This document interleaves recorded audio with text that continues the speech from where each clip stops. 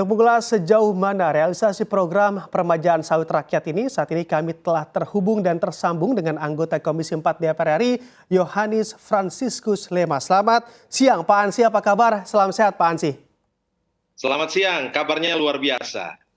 Oke, baik. Pak Ansy mengamati terkait program dari peremajaan sawit rakyat ini, bagaimana DPR berupaya mendorong tercapainya target dari PSR yang tentunya juga sudah mulai diketahui publik begitu ya Pak Ansy?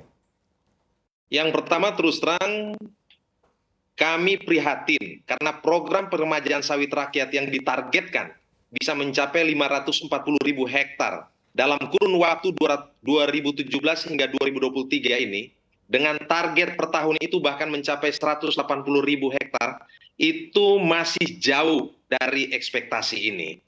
Namun kemudian ketika menyaksikan dan mendengar bahwa Menteri Pertanian Profesor Dr. Syahrul Yassin Limpo memiliki komitmen dan kesungguhan untuk melakukan percepatan atau akselerasi peremajaan sawit rakyat ini, sebagai mitra kerja kami tentu memberikan dukungan.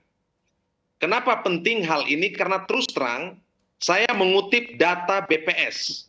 Kalau bicara tentang sektor pertanian dan juga subsektor di dalamnya, tidak bisa dipungkiri.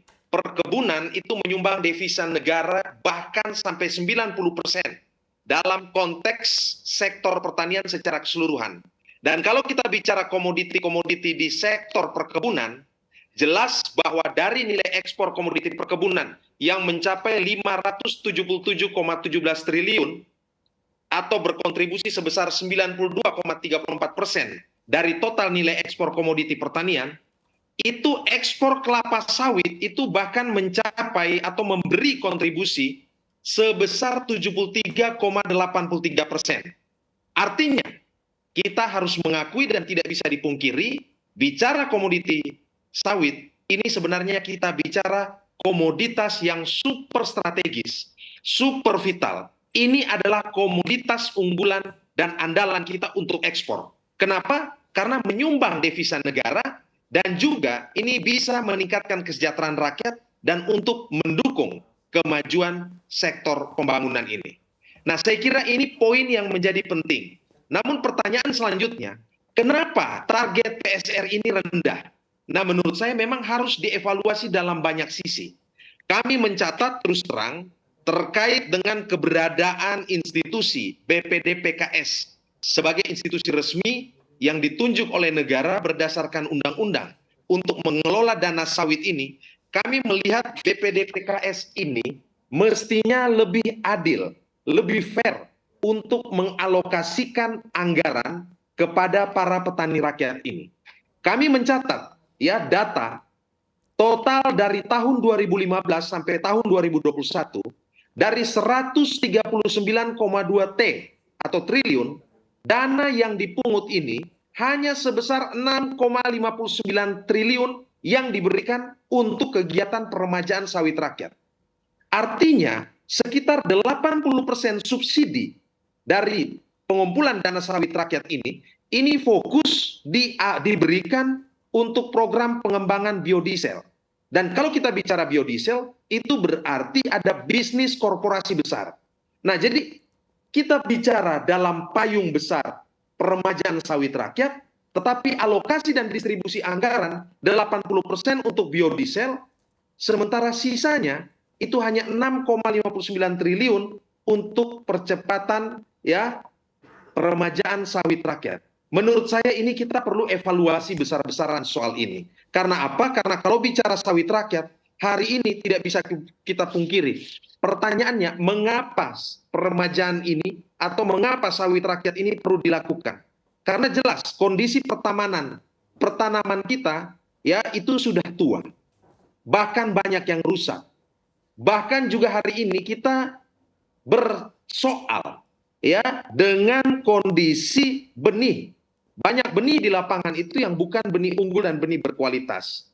Bahkan beredar juga benih-benih yang tidak bersertifikat. Maka terus terang ketika kita bicara soal sawit rakyat, kata kuncinya adalah untuk meningkatkan produktivitas sawit rakyat ini, maka butuh peremajaan. Dan peremajaan ini belum sesuai target, maka perlu percepatan, perlu akselerasi. sehingga target 180.000 hektar per tahun itu bisa kita capai. Saya kira mungkin ini poin yang harus kita sadari bersama. Ini menjadi standing position kita kalau betul kita mau mengurus tentang sektor persawitan rakyat ini. Saya kira itu catatan yang perlu saya kemukakan. Oke, baik. Pak Ansy, andai kita bicara terkait peran DPR untuk mendorong revisi undang-undang untuk menyederhanakan begitu ya dari peraturan yang tentunya agar tercipta begitu percepatan program sawit rakyat ini seperti apa upaya dari DPR? Silakan, Pak Ansy. Ya, yang pertama terus terang BPD PKS itu harus hadir sebagai institusi yang betul-betul membantu para petani sawit rakyat. Yang kedua, kami melihat bahwa terkait dengan struktur dalam BPD PKS ini BPD PKS ini tidak boleh terjebak dalam konflik of interest. Ya, maka reformasi kelembagaan BPD PKS ini menjadi hal yang paling penting.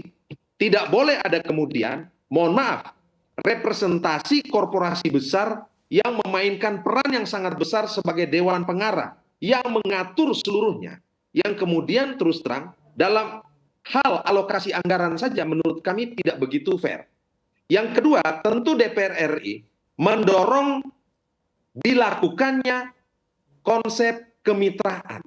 Jadi yang namanya plasma inti, yang namanya relasi antara korporasi dan petani sawit rakyat ini harus betul-betul didorong. Dan kerjasama ini tentu akan membuahkan sinergi yang sangat baik. Hal-hal terkait dengan ketiadaan benih sawit yang unggul dan berkualitas, ya ini bisa dilakukan secara lebih baik. Ya, ketiadaan mungkin benih atau kekurangan benih yang bersertifikat ini juga bisa diatasi.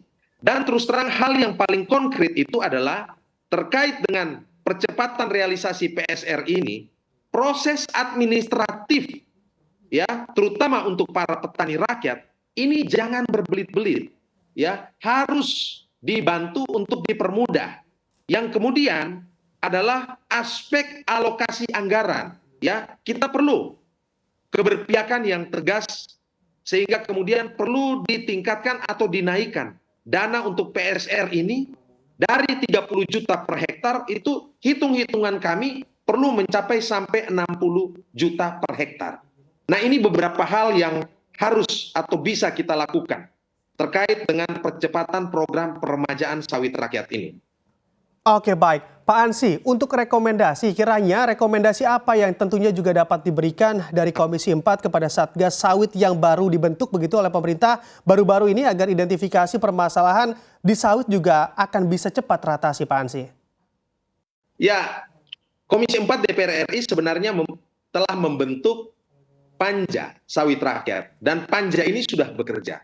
Ada banyak hasil-hasil rekomendasi yang nanti bisa kami berikan kepada Satgas dan juga menjadi perhatian dari BPD PKS.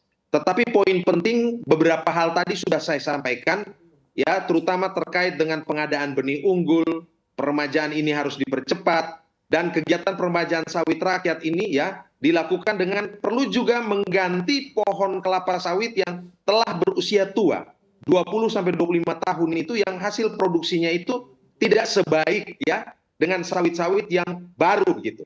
Nah, jadi hal-hal seperti ini yang bisa dilakukan supaya kita tidak hanya sekedar lip service.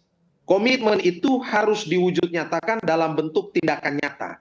Nah, ini hal-hal yang memang harus menjadi perhatian kita bersama dan kami Komisi 4 DPR RI terus melakukan identifikasi persoalan. Kami akan berbicara dengan para petani dan juga sawit rakyat dan Kementerian Pertanian dalam hal ini adalah Direktorat Jenderal Perkebunan untuk kembali ya mengatur tentang tata kelola percepatan peremajaan sawit rakyat ini sehingga kemudian sesuai dengan harapan kita mampu menjawab ekspektasi kita secara bersama. Kami tentu mengapresiasi pemerintah karena telah membentuk satuan tugas peningkatan tata kelola industri kelapa sawit dan optimalisasi penerimaan negara ini. Dan kami berharap keberadaan lembaga ini harusnya bisa menjawab minimal satu hal, percepatan proses peremajaan sawit rakyat ini. Karena bagaimanapun juga ini penting untuk dilakukan. Dan Satgas Sawit ini dibentuk dengan tentu menimbang hasil audit, ya, karena masih terdapat permasalahan dalam tata kelola industri kelapa sawit yang berpotensi mengakibatkan hilangnya penerimaan negara dari pajak dan atau dari pendapatan bukan pajak. Saya kira demikian beberapa hal yang bisa saya sampaikan. Oke, baik Pak Ansy, terakhir mungkin dari kami kiranya Anda juga bisa jelaskan kepada kami apa harapan Komisi 4 terhadap percepatan akselerasi dari PSR ini atau program PSR ini. Silakan Pak Ansy. Ya, tentu ini kan pasti terkait dengan peran DPR RI, peran Komisi 4. Kami ya tentu terus mendorong penyesuaian terhadap regulasi dalam rangka simplifikasi persyaratan. Sehingga petani rakyat itu tidak dipersulit. Itu yang saya katakan tadi, mempermudah proses administrasi sehingga tidak berbelit-belit. Yang kedua, mendorong pelibatan perusahaan perkebunan dan pihak ketiga dalam membantu pekebun sawit untuk memproses usulan program PSR ini. Disinilah konteksnya yang tadi saya katakan adalah konsep kemitraan. Yang ketiga, kami juga tentu mendorong secara kuat pemberian insentif melalui pengembangan tanaman tumpang sari, komoditi tanaman pangan misalnya, sehingga pada lahan-lahan peremajaan ini bisa menghasilkan hasil yang optimal dan juga berdampak dalam sektor peningkatan pangan misalnya.